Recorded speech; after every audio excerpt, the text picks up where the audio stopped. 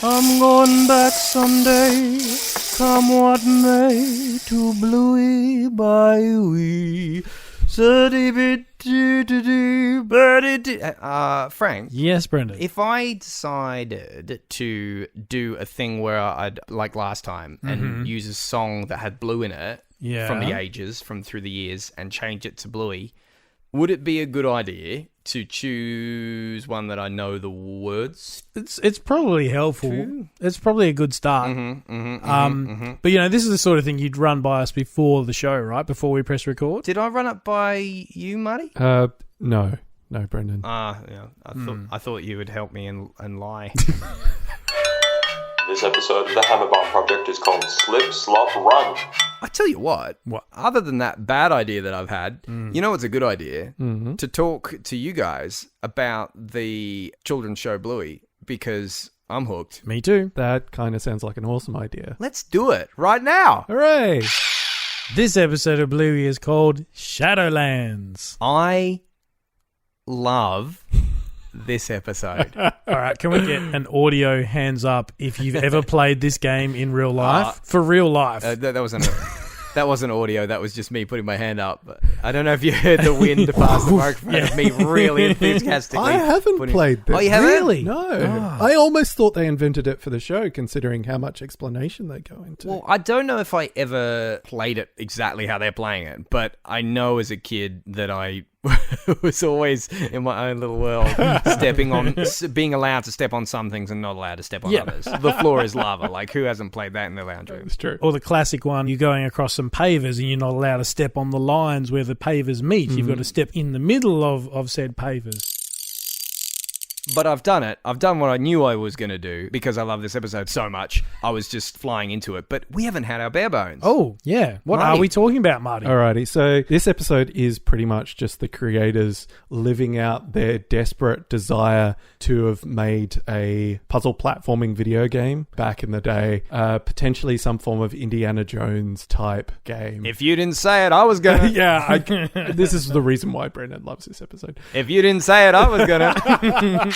But in reality, this is an episode about when Coco gets to learn through a game of Shadowlands about how bending rules to make something easier, or a game being easier doesn't mean it's actually more fun. It's not more fun just to win. Is it Chloe or Coco? It's Coco. Did I say Coco? I thought you said Chloe. I'm very sorry. Ooh. It's Coco, of course. You're fired. Upon review, who was wrong and who was right. Oh my gosh, this is so exciting. We get to We listen won't back to know. our own episode like real podcasters. And everyone listening knows because they've gone back to check. I'm just going to say, hey, Brennan, Yeah, mate. Coco. And then you can edit that one. Yeah, give me an isolated Coco And to at the edit. very end, I'll give you something to go in. Yeah. Yeah, no, we totally talked about that before, Brendan. Yeah. You must have just not been listening, Frank. Yeah. There you go. I And love now all you these can edit that in. These back at the plans are start. amazing. It's just a shame we're recording them all live to air. I'll do it like Coco and just edit that in so it's like Mr. Black. This is a Simpsons podcast, right? We're talking about building this episode and doing like time messing type stuff. You know, I just made the relationship to like video games. Did you guys also think of Prince of Persia while watching this episode? Oh, you know, I can't say I did, but like the Sands of Time Sands of engine Time, with the sort of- reversey. this episode for me is about the way that you can switch the way you're looking at the world. So, you know, shadows become solid or whatever it is. They take on form to be part of the game. And for the listeners, like Prince of Persia is a game like the three of us used to play together. Basically, Brendan and Frank would take turns and I would sit there saying annoying things. Don't miss the jump. Just jump. Don't miss the jump again. No, I don't think I was that bad. Well, you but couldn't be expected to operate the controls. You were too busy gathering information for future text comparisons. yeah, pretty much. Or just going, hey, there's a chest with art in it, guys. Get the chest for the concept art or whatever. You're a backseat gamer, Marty. Yeah, we were like, we're just trying to follow the story, Marty. We don't need the concept art. You're like, but then your menu will be incomplete. You know, we've got some history with Prince of Persia, but I think one of the things that we always talked about is then you go out in the world and you're just walking around the streets and you're going, now I jump up to that ledge. Gotcha. And then I'd slide down that thing, and that separate form of vision, like parkour vision or Gotcha. like skateboarding vision or whatever it is. I'm going to get to my Australian things fairly early in this episode because I think there's something particularly Australian about being conscious of shade and sun and shadows. Because I believe I've mentioned in a previous episode that we kind of have to stay in the shade, otherwise we burn because of the giant hole in the ozone layer. Thank you, 80s Hairspray, once again. So just knowing, like, the ground is hot if it's in the sun. You know, you want to sit in the shade, you can't sit in the sun. In fact, didn't they revamp Slip, Slop, Slap, which international listeners might not know what that is, but did it start in the 80s? It was a campaign. That campaign, the slip on a shirt, slop on some sunscreen, and slap on a hat. But they've revamped that to Slip, Slop, Slap, Seek and Slide. Oof. Which is slip on a shirt, slop on some sunscreen, slap on a hat, seek shade, and slide on sunnies. Because it's a part of the world where if you're not conscious of where the shade is and finding it, you will burn. For some context, I saw in the news just today that the UK, or England rather, has experienced its warmest day of the year at a toasty 24 degrees. Wow. Now, in Australia, that's bloody beautiful, to be honest. We've seen when the temperature gets in excess of 45, we'll call you. Those are the days, exactly as Marty's saying. You better hope that your shoes are up to scratch because you might actually melt them on the road as you're walking. I can remember I was in London in 2008. And it was like, I think it was like a 23-degree day, if that. Yeah. And the sun was sort of out in parts, and people were all in the parklands, like sunbathing. and I thought that was really cute. Also, the presentation of this episode just feels very summery and open. The expansive feeling of this episode is one of the things I think that gets me. Especially like if we contrast it to, we talked about last time, Takeaway, which is this like one-shot bottle play. This just feels like everything's very expanded. They've got the light hills in the background. The shot that my brain keeps on coming back to is the road next to the park with the cars. Yeah, man. And just that big and the green embankment wall. up to it. Yeah. You know they're going to be rolling down later. Oh, yeah. And the guardrail with the, It just feels like a hot day. And in Australia, when it's hot, it just feels like things are further away because it just takes longer to get there. And we do also just have like ridiculous amounts of space. I think I've heard people make jokes about Aussie rule football. It's just like, this is how much space we have. Yeah. We can just have a field this big for playing. You know, how many players do you need just to get across this field? Look at all the room we have. That said, it's not footy that's in this one, it's cricket. There's a couple I of saw cricket that. artifacts. Wait, what? Hang on. I'm the cricket man, and I somehow missed a cricket reference. Talk to me. There's more than one cricket reference that you miss. What? Oh, I saw one.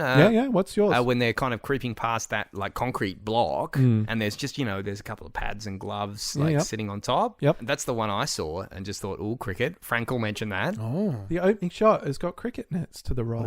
Oh. I think it's even got like a bat lying up against it because I probably wouldn't have I might have gotten it without that. But classic Australian cricket nets, which I'm trying to think of what the pipe diameter would be because it's like a galv tube of that one side with the cross mesh type thing going on. But you know somewhere there's a hole in that the ball's just going to pop out of. And the days when you hit the tennis ball hard enough, it just gets stuck. Straight and in. then sometimes, like on the days where it goes through, I've had that happen. It's like, oh my God.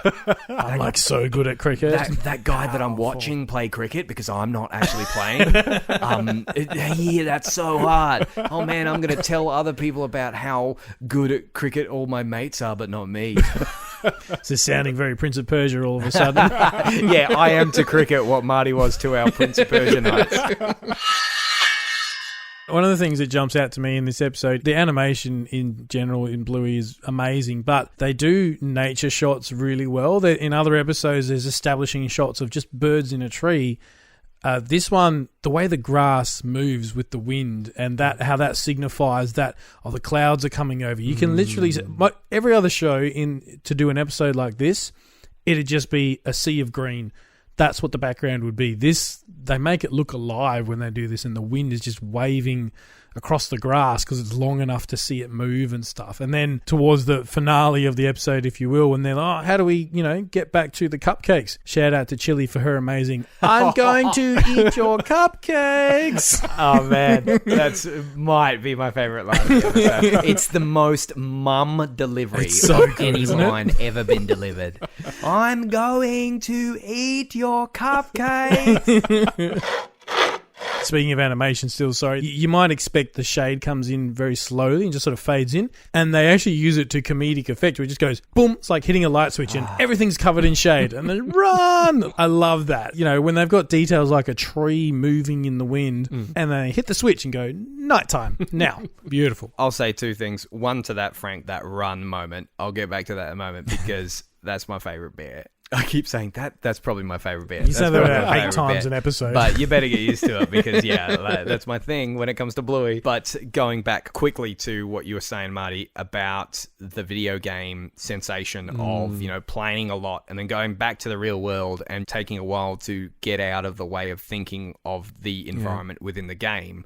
I've been playing a lot of Breath of the Wild lately, and then I actually work for Australia Post, but I work in the Adelaide Hills, so there's a lot of driving around embankments with rocks and random trees, and it's very beautiful, but I find that anytime when I spend a couple of days in Hyrule, I come out and look at the Adelaide Hills just thinking, I could climb that. And then I'd go up there and then I'd leap off those and I'd chop down that tree and I'd stasis jump off. There's not a lot of pots sitting out the front of the houses you visit, are there? Not anymore. Not anymore.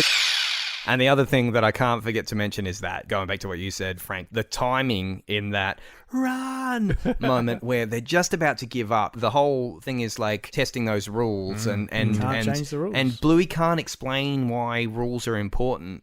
And just the way I'm going to go on 4 more tangents before I get this thought out. But the way that the kids are arguing and just the way the creators of the show script the arguments between kids because they've got their beliefs and they can't articulate them. Wow. And it's so beautiful, but they're good kids who are just trying to play and be understanding, and Coco's just like, oh, but come on, just this one time we can change the rules, right? And Bluey's just about to give up and just says, oh, yeah, all right. Wait a minute, the wind's starting again, and the cloud. And then the music just kind of like pauses for a second, and they stop, and then they look at each other. You could set your watch to that comic timing. Run! And it's so exciting. Like you said it, Marty. It's just an Indiana Jones story. Yeah. It's an adventure. It is an adventure story. When the bus goes past. The actual design of what could happen in that game and the events that occur within that game is just genius. Like, they're jumping in between the shadows, the gaps in the shadows of the car. And then, what's Bluey's line? Like, this bug looks like a piece of bird poo. This bug looks like bird poo. And I just love how involved Bluey is in the game, but still she's very ready to get distracted by, a bird poo bug. You never know. That could contain some artwork in it. So, you got to catch them all. Get Have we just invented Bluey the video game? Look, I don't care if I'm credited for inventing it or if anybody else is, as long as it happens. That bit when the car starts to move because Bluey was distracted and then runs and you see the shadow disappearing. And I just love the physics in this episode. Yeah. The way that the shadows behave in the way shadows behave. And it's so easy to get that wrong, I can only imagine, when you're an animator. But everything checks out. The way it disappears beyond the other shadow but then remains... And then the timing of the bus coming through, because of course Bluey can't run as fast as a bus is going to move, but as long as she starts and you see that great shot of one like moving faster and the different phases and just I think we broke Brendan. Yeah. This episode broke me. Brendan, basket. Oh, one more thing before I go to my basket. When they stack up on top of each other to help out Snickers with poor Snickers' little sausage dog legs. Look at my little legs. I love Snickers. But stacking up and making the shadow, that's such a cool bit too. I don't know. It's so brilliant. You hit it earlier in your rant, Brennan. I hit Which something. But it's an adventure story. It hits me because it's like a quest. Yeah. It's classic quest. You encounter problems that you have to use wit in order to solve. And it is also like hard magic type system is something I thought about You as can't well. change the Yeah, rules. you can't change the rules. You exist within the magic of the space. And those mechanics of, there's something moving, your character can only move this fast, so you have to time it correctly, or you've got to stack things so that you can make a space and get from one thing to another, feels so video game like to me. Yeah. I've done, endless versions of that in different games. I really do feel like there are some people within the writers or in the creative team behind Bluey who have done sort of video game design or something of that nature. We talked about Octopus. To me, that story has a lot of stuff that just speaks to how does video game design actually work. But especially this one in the idea of a game in which you win. The best part of a game isn't winning. The best part of a game is getting past interesting challenges. Yeah. And this is when I bring in my pretentious, references. And It's starting now, is it? Okay. wow. Sorry, I deserve that one. That's fine. But there's a guy called Jesper Juhl who wrote a book called Casual Revolution. And in that, when he's talking about casual games and the fact that people don't want games in which you just win, you want games in which you're challenged enough, because like if a game's too easy, you just get bored. So just the idea that this is the core of the episode. Hell yeah, man. Understanding that fun is contained in interesting challenges, not just the end point. It's the journey, not the end point that matters. Unless you get cupcakes. Yeah, of In course. this case, it's the end point. It's always the end point.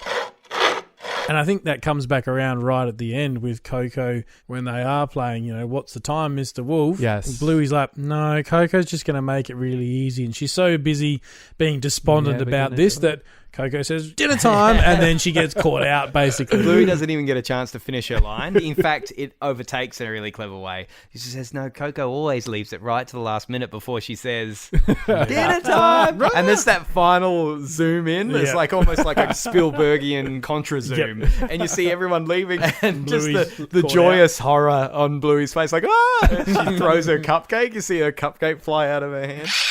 For me, the cupcakes and just Snickers has got one in each hand. Then that idea of you got it made in the shade. That just feels like a classic Australian line. Chili. She's on it. What a great line. One more thing about, we've had this whole narrative about them overcoming things. And then the clouds, the Deus Ex Machina, Yeah. comes in. It's like this godlike cloud. It's just going to sort everything. Yeah. And then you have the Indiana Jones moment of dropping the hat and having to pick up Snickers and run him across the line. I would never fault the show because it's perfect. But a little part of me wanted them to go back for the hat. But when they actually go back to pick up, Snickers is like the hat in that moment. And the way they So I'll carry pay him, that. a lot of things like the hero would throw the damsel over his shoulder type thing. Yeah. And they go, nah, and they pick up and carry him like he's a battering ram almost. Yeah. That cupcake line from Chili, she's some classic mum funny right there with the you got it made in the shade. And the other one is just kids and their cupcakes, eh? I was going to go with sprinkles. Yeah, and Snickers like spins around. yeah. Sprinkles. But when they get there and they're just like, oh, we did it. And they're hugging because they learnt the lesson. Like, oh, that's why you have rules, because they make things fun. And like, yeah. And they do that hug thing and they jump up and down. And I love almost the miscommunication there of Chili just saying to the other mums, kids and their cupcakes, eh? Because it's like the two worlds. Chili's with the other mums and just think kids and their cupcakes. And I love that there's that. They didn't really understand what they went through. And it's just like this kind of cute thing of like writing it off to just kids and their cupcakes. But we as the audience, we know what they really went through and what they really learnt. That's also when the kids are trapped on the palm tree and they start howling, as dogs do when they're distressed. And, little critters must be hungry, hey? Yeah, I love that. You feel like you kind of, as an audience member, you feel like you're in on the secret there with the kids. You're one of the kids in that one. as always, line deliveries in this one. I think we've mentioned a whole bunch of the good lines, but Bluey's got some good ones in like Coco. Yeah. And otherwise you get eaten by a crocodile. Just a little footnote there. Yeah. One of the ones we haven't mentioned. We love Snickers. We keep on talking about Snickers, but like maybe we could change the rules just a teeny bit. So many good deliveries. And I think it's the first, but not the last use of the line, "Run your little sausage dog legs." I just love Snickers. Is that because Snickers reminds you of you? Oh, absolutely. I mean, we had my nephew Owen on the show correcting me on... That's right. He rang in, or I rang him, to get the answer on what the actual character bio said on Snickers. And it was, not the most athletic child, but loves machines, atoms, and the stars. And always wears the same hat. Yeah. I think for about the first 4 or 5 years I knew you, Brendan, you always wore the same hat. Yeah, was it the Adelaide Crows one? That's the one. Yeah, my cap that I got from an old flame. Oh, I didn't know that part. I say flame. She got me a hat. And that's about as far as it went. What a gal. Now I'm just imagining what the background to Snickers' hat is. Yeah, the little Aussie Legionnaires cap there. Yeah, I suppose we can just fill in the gaps there and make our own incredible story about it. You'll have to find out when you play the video game. That's true. That's the secret level. Snickers' hat. There's some concept art on that, no doubt. Da, da, da, da. I got to tell you, I get so excited watching this episode, and I might just go home and watch it again. But that's by the by, because what I really want to say is thank you, Frank, for being here. I'll take it. Thank Yeah. you for being here. Yeah, thanks, man. It's good to be here. Yeah. And Marty, thanks for being as here as you can be. Thanks, I guess. But till next time, Run! does that work? Yeah, I Okay. like it.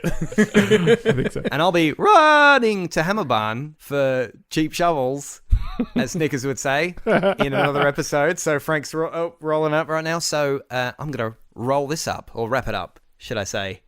I'm just going to do it now. But thanks for joining us as always, guys. Please catch us at aisle 300. Left at the fake grass. If you've hit a flamingo, you've gone too far.